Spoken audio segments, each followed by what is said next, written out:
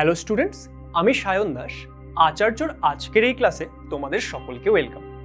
আমাদের আজকের এই ক্লাসে আমরা ফিজিক্যাল সায়েন্স ক্লাস 9-এর চ্যাপ্টার 5 অর্থাৎ কার্য, ক্ষমতা ও শক্তি এই অধ্যায়টি শুরু করব। এই অধ্যায়ের আজকের এটা আমাদের প্রথম ক্লাস। আমাদের এই প্রথম ক্লাসে আমরা কার্য সম্পর্কে শিখব। তাহলে চলো আমরা আমাদের আজকের এই ক্লাসটি শুরু করি এবং দেখে নিই যে এখানে আমরা কি কি পড়ছি। আমাদের আজকের এই ক্লাসে আমরা শিখব হলো কার্য সম্পর্কে। এবার এই কার্য বিষয়টি কি সেটা বোঝার জন্য তোমরা একটি উদাহরণ নাও। ধরে নাও আমাদের একটি ফাঁকা বাক্স রাখা আছে এবং একজন ছেলে সেই বাক্সটিকে ধাক্কা দিয়ে এক জায়গা থেকে আরেক জায়গায় নিয়ে গেল। এই ক্ষেত্রে আমরা কি বলবো? এই ক্ষেত্রে আমাদের যে ছেলেটি ছিল সে কিছু পরিমাণ কার্য করলো। এবার আমাদের যে বাক্সটি সেটা তো আগে খালি ছিল, এবার ধরে নাও এই বাক্সটির মধ্যে আমরা অনেক কিছু ভরে দিলাম, যার ফলে বাক্সটি অনেক ভারী হয়ে গেল। এবার সেই যে ছেলেটি ছিল সে কি করলো? সে এই বাক্সটির উপর ধাক্কা তো দিল, অর্থাৎ সে বল তো প্রয়োগ করলো, কিন্তু বাক্সটিকে সে আর এক জায়গা থেকে অন্য জায়গায় নিয়ে যেতে পারলো না। তাহলে এই ক্ষেত্রে আমরা কি বলবো? আমাদের যে ছেলেটি ছিল সে কোনো পরিমাণ কার্য করেনি। তাহলে এই যে কার্য, সেই বিষয়টি কি হয় দেখো। আমরা যখন কোনো একটি বস্তুর উপর বল প্রয়োগ করছি, সেই বল প্রয়োগের ফলে বস্তুটির কি হতে পারে? সরণ হতে পারে, আবার সরণ নাও হতে পারে। এবার কোনো একটি বস্তুর ওপর বল প্রয়োগ করার ফলে যদি তার সরণ হয়, তাহলে আমরা বলবো যে বলটি কি করেছে? বলটি কার্য করেছে। আর যদি বস্তুটি সরণ না হয়, তাহলে আমরা বলবো বলটি কার্য করেনি। তাহলে এই যে কার্য, তার সংজ্ঞা হিসেবে আমরা কি বলতে পারি? কোনো বস্তুর ওপর বল প্রয়োগ করা হলে বলের অভিমুখে যদি বস্তুটির সরণ হয়, তাহলে বলা হয় যে আমাদের এই বলটি কার্য করেছে। তাহলে এটা আমরা কি শিখলাম? এটা আমরা শিখলাম কার্যের সংজ্ঞা। এবার এই যে কার্য, সেটা আমরা পরিমাপ করব কি করে? ধরে নাও আমাদের একটি বস্তু ছিল এবং সেই বস্তুটির ওপর এফ মানের একটি বল প্রয়োগ করা হলো এবং এই এফ মানের বল প্রয়োগ করার ফলে বস্তুটির কি হলো? বস্তুটির এস পরিমাণ সরণ হলো এবং এই যে সরণ, সেটা কোন দিকে হয়েছে? যেই দিকে বল প্রয়োগ করা হয়েছে ঠিক সেই দিকেই বস্তুটির সরণ হয়েছে। তাহলে এই যে কৃতকার্য, সেটা আমরা কি করে বের করব? কৃতকার্য ডাব্লু, সেটা ইকুয়াল টু হয় প্রযুক্ত বলের মান ইন্টু বলের অভিমুখে বস্তুর সরণের মান। তাহলে কৃতকার্য ডাব্লু সেটা ইকুয়াল টু কত হয়ে যাবে?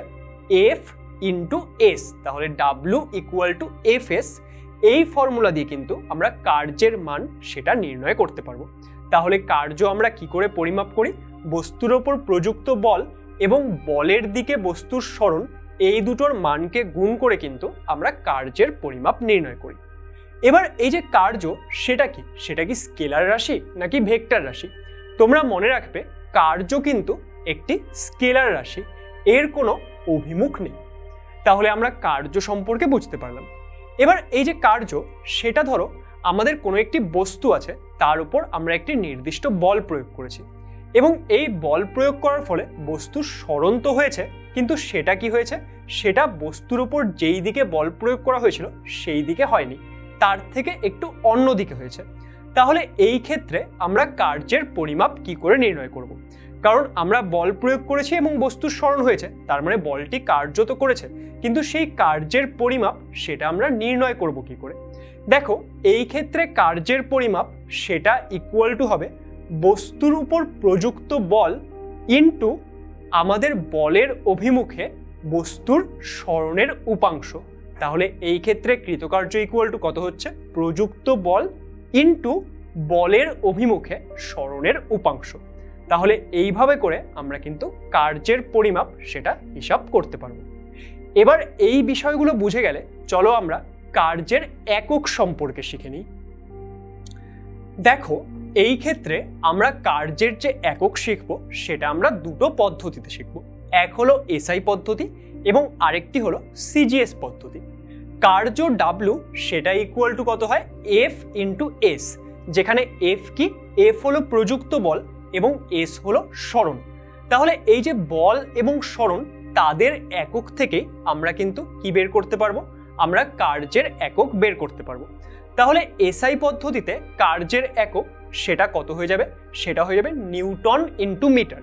এবং এই যে নিউটন মিটার, এটাকে আমরা কি বলি, এটাকে আমরা বলি জুল। তাহলে এসআই পদ্ধতিতে কার্যের একক কি, এসআই পদ্ধতিতে কার্যের একক সেটা হলো জুল। এবং 1 জুল সেটা সমান সমান হয় 1 নিউটন ইন্টু 1 মিটার। তাহলে এখান থেকে আমরা জুলের যে সংজ্ঞা সেটাও বলতে পারি। জুলের সংজ্ঞা কি, কোনো একটি বস্তুর ওপর 1 নিউটন বল প্রয়োগ করা হলে বলের অভিমুখে বলের প্রয়োগ বিন্দুর যদি 1 মিটার সরণ হয়, তাহলে যে পরিমাণ কৃতকার্য করা হয় তাকেই আমরা বলি 1 জুল। এবার তাহলে আমরা সিজিএস পদ্ধতিতে কার্যের একক কি হচ্ছে সেটা শিখব। দেখো, সিজিএস পদ্ধতিতে বলের একক হলো ডাইন এবং সরণের একক হলো সেন্টিমিটার। তাহলে কার্যের যে একক হবে সেটা হবে ডাইন ইন্টু সেন্টিমিটার। এবং এই ডাইন সেন্টিমিটার সেটারই আমরা নাম দিয়েছি আর্গ। 1 আর্গ সেটা সমান সমান কি হয়, সেটা সমান সমান হয় 1 ডাইন ইন্টু 1 সেন্টিমিটার। তাহলে এখান থেকে আমরা আর্গের সংজ্ঞা বলতে পারবো। আর্গের সংজ্ঞা কি হবে, কোনো একটি বস্তুর ওপর 1 ডাইন বল প্রয়োগ করা হলে যদি বলের প্রয়োগ বিন্দুর সরণ 1 সেন্টিমিটার হয়, তাহলে যে পরিমাণ কৃতকার্য করা হয় তাকেই 1 আর্গ বলা হয়।